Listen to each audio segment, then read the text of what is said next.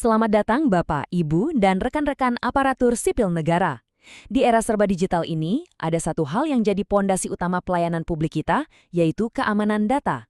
Nah, hari ini kita akan bahas tuntas soal penjaganya, respons insiden, dan forensik digital. Ini bukan lagi sekedar urusan IT ya, tapi sudah jadi keterampilan wajib untuk kita semua dalam melindungi amanah pelayanan publik. Oke, ini dia peta jalan kita hari ini, ada 5 bahasan utama. Pertama, kita kenali dulu musuhnya, ancaman siber yang ada di depan mata. Terus, gimana cara kita meresponsnya dengan taktis dan terstruktur? Siapa sih tim ahlinya yang jadi garda terdepan?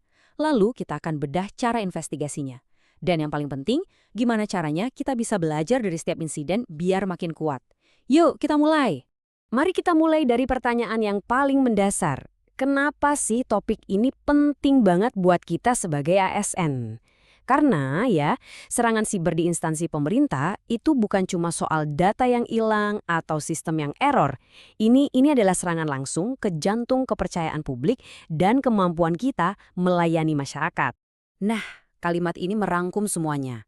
Setiap baris data kependudukan, data kesehatan, data perizinan yang kita kelola, itu semua kan amanah dari rakyat. Jadi begitu data itu bocor atau disalahgunakan, yang dipertaruhkan itu bukan cuma angka, tapi kepercayaan mereka pada kita, pada negara. Disitulah letak tanggung jawab kita yang sebenarnya. Lalu, gimana kalau insiden itu beneran terjadi? Apa yang harus kita lakukan? Panik? Tentu bukan pilihan. Justru di saat genting inilah kita butuh prosedur yang jelas, yang terstruktur. Nah, disinilah siklus respons insiden cyber berperan, mengubah kekacauan jadi aksi yang terukur dan terkendali. Jadi, apa sih sebenarnya siklus respons insiden itu? Gampangnya, anggap aja ini sebagai SOP darurat saat terjadi serangan siber. Sebuah kerangka kerja yang sistematis, biar semua orang tahu harus ngapain, siapa yang bertanggung jawab, dan langkah apa yang harus diambil. Jadi nggak ada lagi tuh yang namanya panik atau saling lempar tanggung jawab. Siklus ini punya 6 fase. Dimulai dari persiapan, di mana kita siapkan segalanya sebelum badai datang. Lanjut ke identifikasi, yaitu memastikan ini beneran serangan atau cuma error biasa. Kalau beneran, langsung masuk ke penahanan. Tujuannya untuk mengisolasi masalah biar nggak menyebar. Setelah itu, pemberantasan. Kita bersihkan sampai ke akar-akarnya. Fase kelima, pemulihan. Sistem kita normalkan lagi. Dan yang terakhir, tapi justru paling krusial, pelajaran yang didapat, di mana kita evaluasi biar nggak jatuh ke lubang yang sama. Oke, kalau tadi kita udah bahas gimana caranya, sekarang kita kenalan sama siapa orangnya. Mari kita kenal lebih dekat dengan CSIRT, tim spesialis yang jadi ujung tombak pertahanan cyber di setiap instansi. CSIRT atau Tim Tanggap Insiden Keamanan Komputer. Mereka ini adalah pusat komandonya. Isinya orang-orang ahli yang bukan cuma jago teknis, tapi juga piawai dalam koordinasi dan komunikasi. Saat krisis terjadi, mereka lah yang pegang kendali, memastikan semua langkah berjalan sesuai rencana. Dan lihat, tugas mereka itu luas banget, mulai dari triase ya kayak di UGD rumah sakit untuk menentukan mana yang harus ditangani duluan.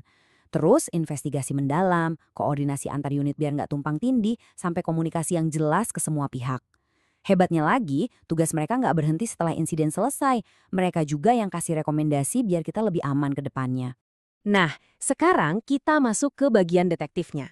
Kalau tadi respons insiden itu ibarat tim pemadam kebakaran yang memadamkan api, maka forensik digital ini adalah tim investigasi yang melakukan olah TKP digital. Mereka yang cari tahu apinya berasal dari mana, siapa yang menyulutnya, dan gimana caranya. Dan ini poin yang sangat-sangat penting. Tujuannya bukan cuma asal cari bukti, tapi melakukannya dengan cara yang benar, yang sah secara metodologi. Setiap jejak digital harus diidentifikasi, diamankan, dan dianalisis tanpa merusak atau mengubah bukti aslinya. Kenapa? Biar bukti itu kuat dan bisa dipertanggungjawabkan, bahkan sampai ke ranah hukum. Pahami beda dua hal ini ya. Pengumpulan itu proses kita mengambil semua data yang relevan. Tapi pengamanan itu soal menjaga keaslian data tersebut. Ada istilah kerennya, chain of custody atau rantai komando barang bukti. Ini untuk memastikan bukti digital yang kita pegang sekarang itu 100% sama dengan kondisi saat insiden terjadi. Nggak ada yang diubah sedikit pun. Oke, insiden sudah ditangani, sistem sudah pulih. Apakah pekerjaan kita selesai? Eits, tunggu dulu. Justru fase yang paling strategis baru dimulai setelahnya, yaitu mengubah musibah ini menjadi sebuah pelajaran berharga untuk memperkuat pertahanan kita di masa depan. Ada 3 aktivitas utamanya. Pertama, analisis akar masalah. Kita cari tahu sampai tuntas kenapa insiden ini bisa sampai terjadi. Apa celahnya? Kedua, penilaian dampak. Kita hitung seberapa besar kerugian yang ditimbulkan, baik secara finansial maupun operasional. Terakhir, semua temuan itu dirangkum dalam laporan Lessons Learned.